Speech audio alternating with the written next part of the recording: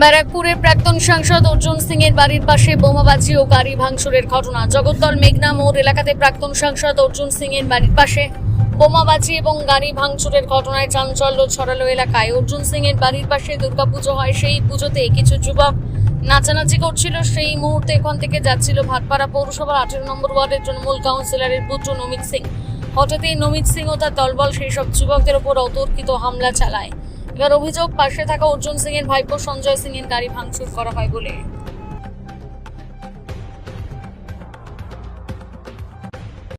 কালকে রাত্রেই আমার মনে হচ্ছে একটা সময় এরকম হবে।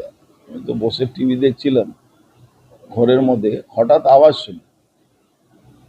শুনি দেখছি কয়েকজন পুলিশ কিছু লোককে বুঝাচ্ছে, ওরা খিস্তি কামারি করে যাচ্ছে, ইট পাথর চালাচ্ছে।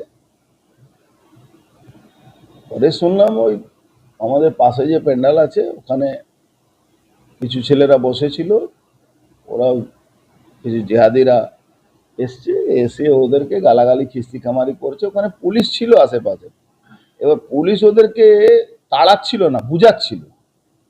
মানে যে জামাই আদর যেটা করতে হয় সেই জামাই আদর করে ওদেরকে বুঝাচ্ছিল।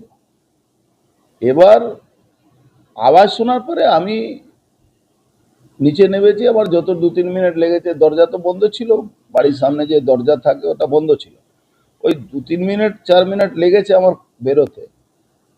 ততক্ষণ দেখছি কি পুলিশ পালাচ্ছে। তারপরে দেখলাম কি ওই এটা বম বলছে, বোম চলছে, বোম চালিয়েছে। দেখবেন একটা আমি ভিডিও দিচ্ছি এখন, ওই পুলিশের মোটরসাইকেল ছিল, ওর সামনেই বোমটা পড়েছে, পুলিশ পালাচ্ছে। এবার ওখানে পাশে সঞ্জয় গাড়ি নাকি ভেঙে দিয়েছে, তখন ওটা আমি খেয়ালও করিনি, আমি দেখিও নি, কেন অনেক রাতের ব্যাপার তো। কিন্তু আমি যখন নামার পরে ওরা পালাতে শুরু করেছে, আমি তাড়া করতে করতে ওদেরকে নিয়ে যাই ওই সঞ্জয়ের বাড়ি যেখানে আছে ওখানে। ওরা বোমা গুলি ফায়ার করছে, পালাচ্ছে। পুলিশ বেচারা পুলিশদেরকে আমি ভিডিও দিচ্ছি কিভাবে বেচারা পুলিশ পালাচ্ছে, মানে ভাবতেই পার। দেখুন উদ্দেশ্য কিছু না, এটা পুরোপুরি মমতা ব্যানার্জি ইনস্ট্রাকশনে পুরো বাংলায় বিজেপিকে দমিয়ে দেওয়ার একটা চক্রান্ত চলছে। এই বিজেপি কে দমিয়ে দেওয়ার যে চক্রান্ত, তার মধ্যে এখানে ডিস্টার্ব করা, একটা গন্ডগোল পাকিয়ে দেওয়া, দুর্গাপূজার সময় আছে, জেহাদিরা পান্ডালে ঢুকে যদি গন্ডগোল করে তার রিয়েকশন হবে, এইসব একটা পরিকল্পনা করে এইসব, মানে এটা সবটাই পরিকল্পিতভাবে। কেন হঠাৎ দেখলাম ওই বেচারা পুলিশরা, সত্যি বেচারা, কালকে দেখলাম আমি না থাকলে বেচারা পুলিশরাও হয়তো বোমের বা পুলিশ এতে গুলি খেত। বেচারা পুলিশরা এই নিচে লেভেলে বেচারা পুলিশরা খুব প্রবলেমে আছে। আমার অফসোস হচ্ছিল ওদেরকে নিয়ে বেশি। আপনি তারা করলেন পালালো, আর পুলিশ ওদিকে ভাঙছে। বুঝতে পারছেন কি অবস্থা পুলিশের আছে।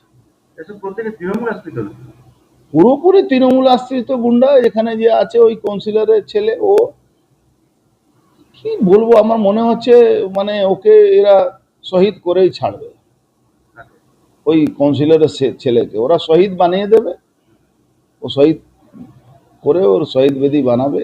কিছু মানে যে রাস্তায় যাচ্ছে, যদি ভাবুন এই ঘটনাটা একটু আরো অ্যাডভান্স, তো পাবলিক পিটিয়ে মেরে দিতে এদেরকে।